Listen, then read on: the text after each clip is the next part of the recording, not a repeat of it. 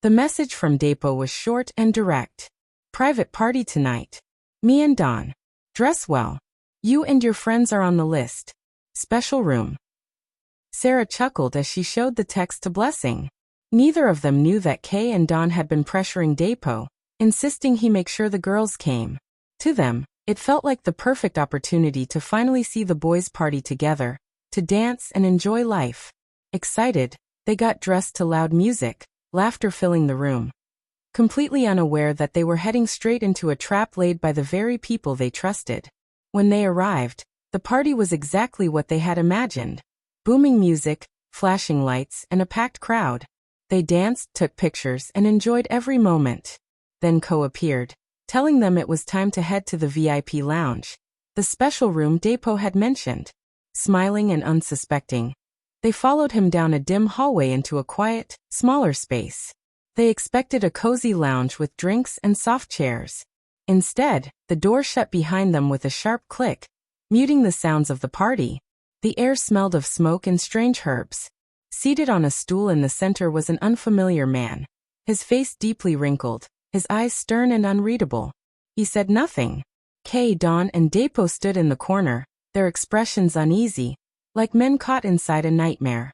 The girls sat on the couch, confused, whispering questions. The stranger began chanting in a language they couldn't understand. The room grew heavy, the air thick and suffocating. Before they could react, drowsiness overcame them. Their eyelids dropped, and one after another, they slumped into silence.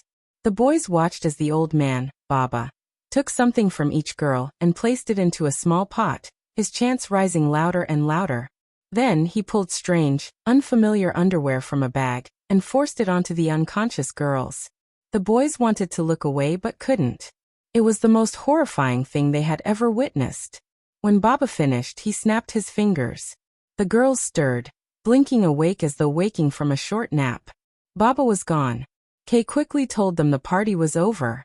Dazed and unaware, the girls assumed they had simply drunk too much. They went home that night, never realizing their lives had just been exchanged for whispered promises. The reality was far darker. In their small Lagos apartment, Depo, Don, and Dolapo were drowning. Their world was made up of broken promises and half-eaten meals. Years earlier, the trio had dived into internet fraud. Yahoo! With high hopes. They thought it would be a quick escape from poverty, a shortcut to comfort. At first it worked. They bought new phones, wore better clothes, and ate well. But things changed. Victims grew smarter. Scams that once worked easily now failed almost every time. Their days were filled with endless frustration. Waking late, glued to laptop screens, drafting new tricks and fake backstories. They spent hours pretending to be soldiers, doctors, or businessmen abroad, filling emails with emotional lies. But the responses dwindled to nothing. Cybercafes with faster internet brought no better luck. Their accounts stayed empty. Their landlord was running out of patience. Eviction loomed. Du, the most anxious of them, grew restless. He paced the cramped room, wringing his hands. "We can't keep doing this," he muttered one evening in a panicked whisper. "We'll either starve or get caught. It's over." Only sat quietly, exhausted from the lies to his family, the constant stress, the endless feeling of failure. The easy life they once dreamed of seemed further away than ever. Even Depo, the clever one, the storyteller, the smooth talker, had gone silent. He had always been the one to spin new scams, but even his talent was failing. One night he slammed his laptop shut with a loud bang. "There has to be another way," he said, his voice sharper, colder than usual.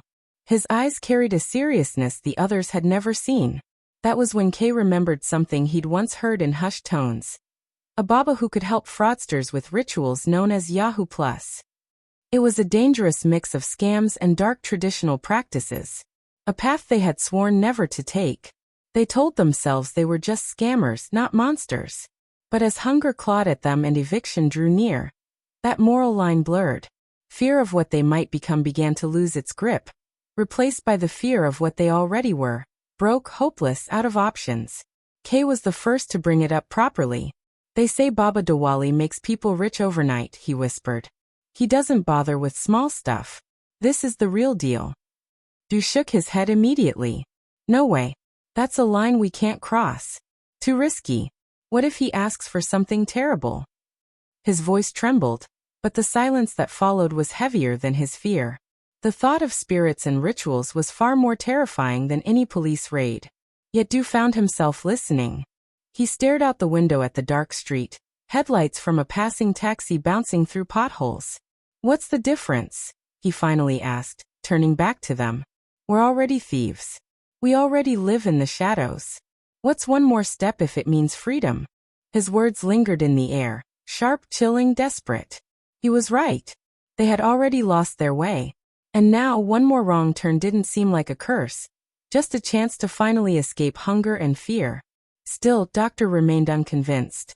I heard they demand sacrifices, animals, objects, even human lives. His eyes widened with dread. That's just gossip. Cleese cut in quickly, though a quiet unease lingered inside him. Look, we're out of options. We've tried everything else. This is the only path left. Or would you rather sleep on the streets than speak to a man? He pointed toward the landlord's notice pinned to the wall, a harsh reminder of their desperate state. That single sheet of paper carried more weight than any argument. With a sigh of defeat, Du slumped back into his chair. The following day, Kay and Dawn set out to find Babadali. Dakpo, still doubtful, agreed to wait until they returned and shared what they discovered.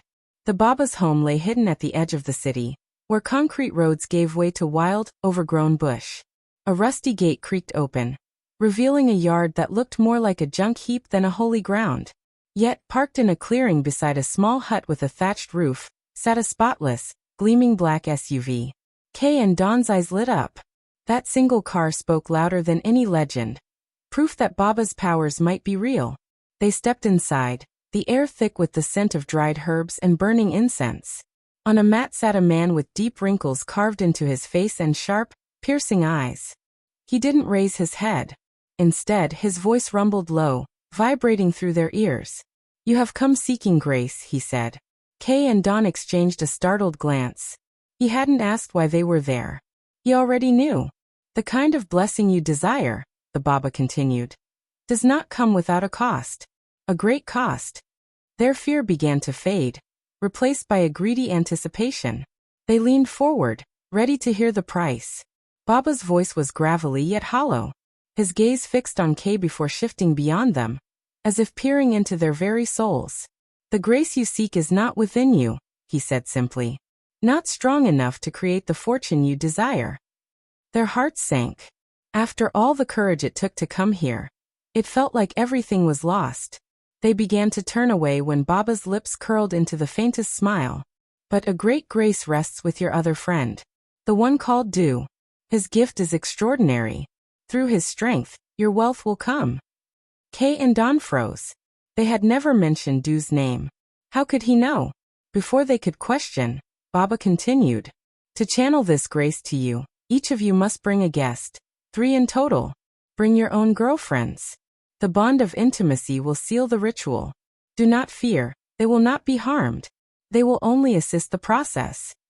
His words rang false, a flimsy assurance meant to soothe their trembling nerves. The thought of involving their girlfriends in this dark ritual twisted their stomachs. But then Dawn glanced at Kay, who met his look with a hungry gleam.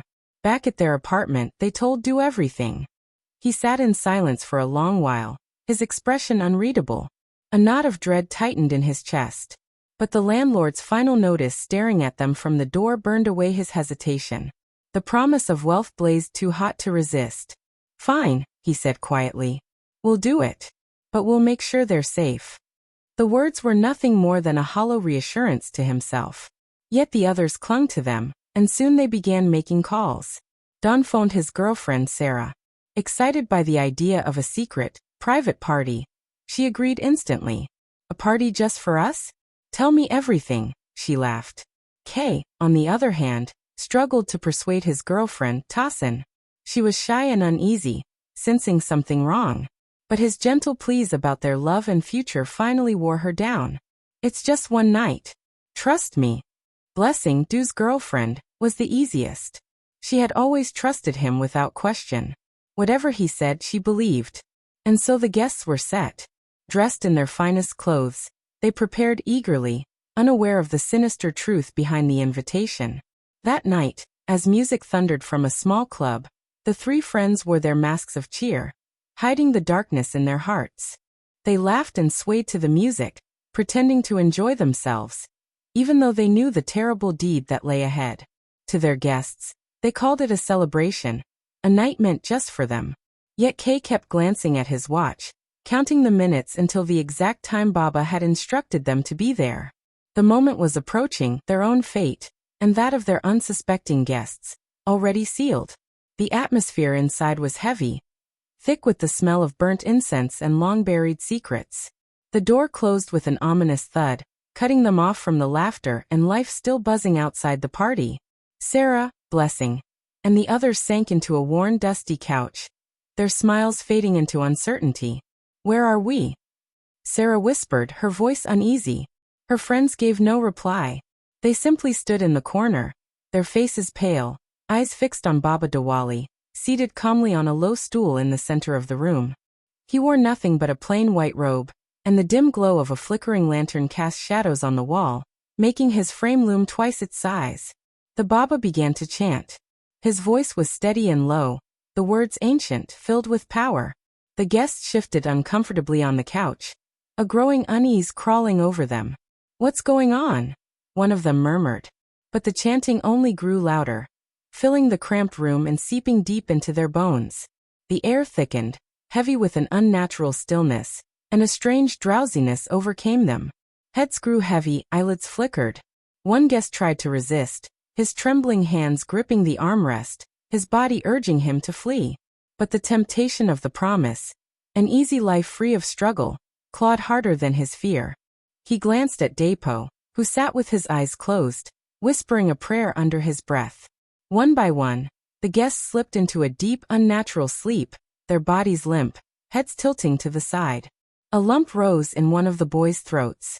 He wanted to shout, to shake them awake, to make them run, but his body wouldn't move. The Baba slowly rose and walked toward the couch. His steps were deliberate, almost ceremonial. From a weathered leather bag, he pulled out a small clay pot. The boys froze, horrified, as he gently lifted Sarah's skirt, removed her undergarment, and placed it inside the pot. Then, from another pouch, he drew a dark, rough cloth and replaced it on her. The same ritual was carried out for Blessing, then the next. The boys could only watch in sick silence as Baba Diwali worked with cold precision. Their promise to protect the girls was a lie. For money, they had sold their safety. Once he was finished, the Baba set the clay pot, now containing 3 pieces of cloth, on a round wooden table. He chanted again, this time with a fierce crescendo, until a greenish smoke curled upward from the pot, smelling of iron and blood. Suddenly he stopped. The room fell into a crushing silence. He snapped his fingers. The girls stirred awake, blinking, rubbing their eyes in confusion. "What happened?" Blessing asked, dazed. "Must have had too much to drink," one of them mumbled. Kay forced a wide grin. "Yeah, party's over. Let's get you home." The girls nodded, oblivious. They had no memory of what had transpired. But the boys did, and the memory burned like a brand on their souls. In the days that followed, the friends grew restless. The girls lived their lives as usual, sending texts and making calls, never knowing the nightmare that had unfolded. But for Kay and Delapo, the silence from Baba was unbearable. Their bank accounts remained empty, their scams still failed. Hope slowly turned to dread. Had they done the unthinkable for nothing? Was Baba Diwali a fraud? Their attempts to reach him failed, his phone was switched off. And then came the first piece of horrifying news. On TV, a news report showed Sarah's picture. She had been found dead in her bed. The cause? Unexplained. Kay and the others stared, their hearts like ice. This has to be a mistake," Depo stammered, trembling. But before they could process it, another call came, Blessing's brother sobbing. She had been killed in a horrific car accident. The police said she lost control, but couldn't explain why. 2 girls gone. The friends spiraled into panic. And then the final blow. Tonia had collapsed at work. The doctors said her heart had simply stopped. No explanation. 3 girls. Dead within 48 hours. The boys were crushed under the weight of what they'd unleashed. The whispers were true. The sacrifice had been claimed. Kay rounded on Dolapo, shoving him by the collar. This is your fault. Baba said it's because of you. You're the one with the grace. Don't put this on me. Dapo shouted back, eyes wild. We all agreed. We all wanted this. We're in it together. But the bond was already shattered. They weren't brothers anymore. Just three haunted young men, bound by guilt and murder. The wealth hadn't come. Only loss. Their morals, their sanity, and 3 innocent lives gone. Still they were trapped. Too afraid to confess. Too terrified to escape. The only road left was back to Baba Diwali. When they returned, he greeted them calmly, seated in his hut as though nothing had happened. His smile alone sent shivers down their spines. The sacrifice is paid, he said flatly. The ritual is complete.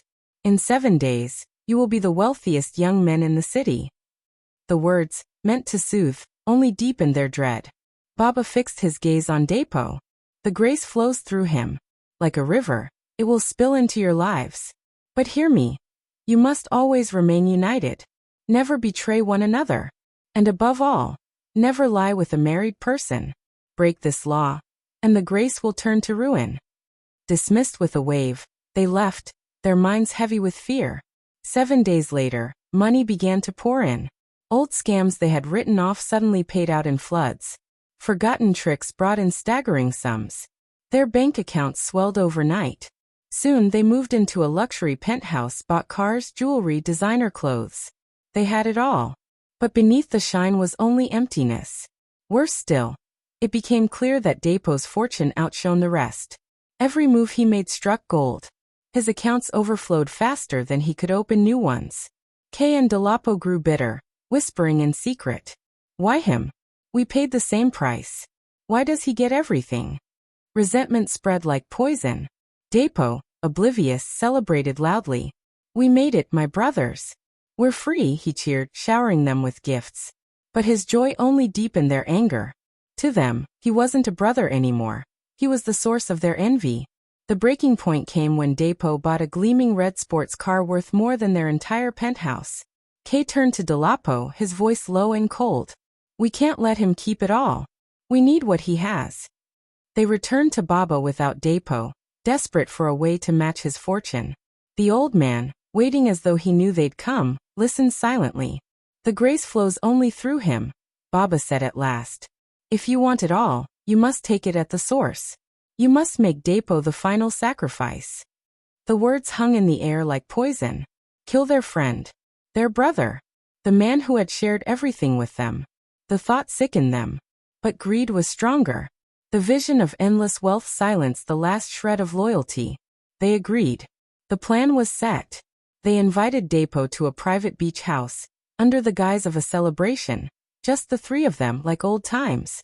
Dapo, overjoyed, suspected nothing. The first day passed with laughter and memories. Dapo spoke of dreams, of their future together. Kay could barely meet his eyes, guilt gnawing at him.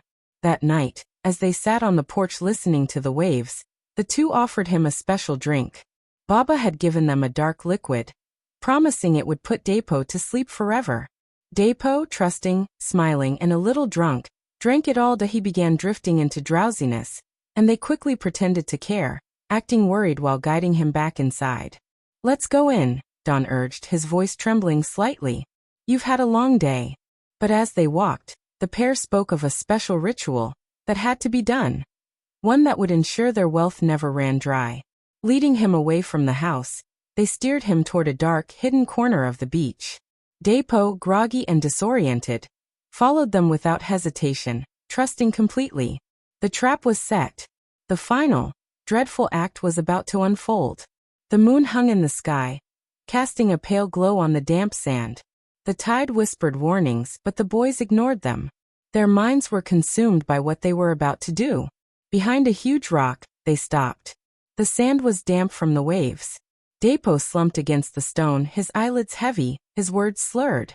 What is this? He mumbled, barely awake. Just one last step, Cole whispered. His voice was low, uneasy. He and Don exchanged a glance. A silent battle between guilt and resolve. This was it.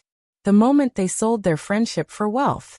The night air bit cold against their skin. The crash of waves sounded like a sorrowful song. With trembling hands, they carried out the wicked ritual as Baba had instructed. When it ended, Depo was gone. Not a trace of him remained. Not in the sand, not in the sea breeze, not in the waves. Silence swallowed the beach, heavy and suffocating. Cole's stomach churned. He felt sick. He had murdered his best friend. Guilt pressed on him like a crushing weight. Don trembled too. It was done. There was no turning back. They were killers, and the cost was their souls. To erase suspicion, they phoned the police hours later, voices feigning panic. They claimed Depo had gone for a walk along the beach and never returned. They stayed at the beach house 2 more days, acting devastated, even joining the search, calling his name with false sorrow. The police suspected nothing. They ruled it a disappearance, leaving everyone stunned and heartbroken. No one, absolutely no one, suspected Cole and Don. A week later, back in their penthouse, the two sat in suffocating silence. Their friendship was shattered. They hardly spoke. All they shared now was a terrible secret, bound together by guilt and fear. On the 7th day the money returned, this time in torrents. Millions poured into their accounts, far more than before. Wealth beyond imagination. But the riches came with a shadow. A darkness clung to them wherever they went. They had everything: cars, clothes, jewels, women, fame. But they felt imprisoned in luxury, trapped in a gilded cage, forever chained to what they had done. Their lives changed overnight. Lagos now knew them as the Rage Boys. They flaunted their wealth, moved into a mansion, bought exotic cars, and built fake businesses to explain their riches. Everyone believed their story. Friends and strangers alike wanted to know their secret to success. They threw wild parties, drowning themselves in excess. But the nightmare began soon after. The first time it happened, Cole sat alone, staring at his overflowing bank account. He thought about buying another car when a strange chill swept through the room. The lights flickered and died. Then came a faint wail. He turned and saw her. Sarah. Transparent, weeping, her face contorted in sorrow. Behind her appeared Blessing, then another girl. And at the back, Depo. His eyes heavy with unbearable grief. They were all there, their ghosts. The spirits cried, voices thin and pleading. Please, Sarah whispered. Release us. We are tired. We want to rest. But Depo's voice was different, deeper, filled with betrayal. You betrayed me. I was your brother. As the spirits wept, something horrifying occurred. Bags of money materialized at their feet, dropping as if from the air itself. The ghosts were the source of their fortune. At first, Cole and Don were horrified. They couldn't bear to watch the tears fall from their victims' eyes. But soon, the sorrowful cries became background noise. The guilt faded. They stopped caring. They grew resentful of the spirits' constant presence, caring only for the endless wealth. They called on the ghosts constantly, for clothes, food, luxuries. Each time, the spirits appeared sobbing, but the boys grabbed the money and dismissed them coldly. Greed consumed them. Their names spread through Lagos. They were admired, envied, feared. Their extravagant lifestyle drew crowds, women, and false friends. The ghosts became nothing more than an annoyance, an ugly side effect of wealth. But someone else had begun watching. Inspector Amati. A quiet, brilliant detective with sharp instincts, he had been assigned to the mysterious deaths of the 3 girls. Officially, the cases were closed, labeled as accidents or sickness. But Amati wasn't convinced. Too many coincidences. His investigation pointed toward Cole and Don. Their sudden unexplained wealth, their extravagant lifestyle, the strange darkness in their eyes. He dug deeper, quietly piecing the puzzle together. Meanwhile, the boys drowned in riches and lust. They ignored Baba's warning about married women. They believed themselves untouchable. But the spirits grew restless. Their cries turned to fury. They appeared not only when summoned, but at random. Angry, vengeful, their eyes burning. You will never be free, Depo's ghost whispered in the night. We will haunt you forever. Yet Cole and Don tried to drown the voices with louder music, bigger parties, more indulgence. At one such party, Cole met Mrs. Adeliki, a stunning, powerful woman, wife of a dangerous politician. Blinded by arrogance and drink, he seduced her. The next morning, he He awoke with a sickening dread, a gnawing sense that he had made a grave mistake. And he had. He had broken Baba's one sacred rule. That very day, the flow of money stopped. At the casino, Cole lost everything. Don too suffered massive losses. Their wealth drained. That night, the spirits appeared again. But this time no bags of money followed. Only rage. You broke the pact. Sarah's ghost screamed. You are finished, Depo said, his voice a terrifying rumble. The curse turned on them. Their fortune evaporated. Their scams unraveled. Enemies reclaimed stolen money. Their businesses collapsed. Within weeks they were penniless. But worse than poverty were the hauntings. Day and night, the ghosts tormented them. In their rooms, in cars, in clubs. Cold winds, sudden apparitions, faces in crowds. They lived in endless terror. Inspector Amati, meanwhile, found his first solid lead. A witness from the night the girls disappeared. Piece by piece, the detective closed in. The boys' empire crumbled. Their mansions, their cars, their women, all gone. Their friends abandoned them. They returned to a filthy little apartment, alone and broken. But the ghosts remained, stronger than ever. No longer just weeping, but laughing. You chose money over us, Depo's spirit hissed. Now you have nothing. Their end came swiftly. The politician husband discovered Cole's betrayal. With his influence, he ensured the police reopen the case. Inspector Amati finally obtained the warrant he needed. The walls closed in. When the knock came at their door, Cole and Don didn't resist. There was nowhere left to run. They had traded their souls for wealth, and in the end, lost everything. Arrested, disgraced, and haunted. They were led away as the laughter of ghosts echoed around them. A chilling reminder of the price they had paid. The debt was settled. The victims were gone. Depo was gone. Their freedom was gone. All that remained was the torment of memory, and the spirits who would never, ever release them.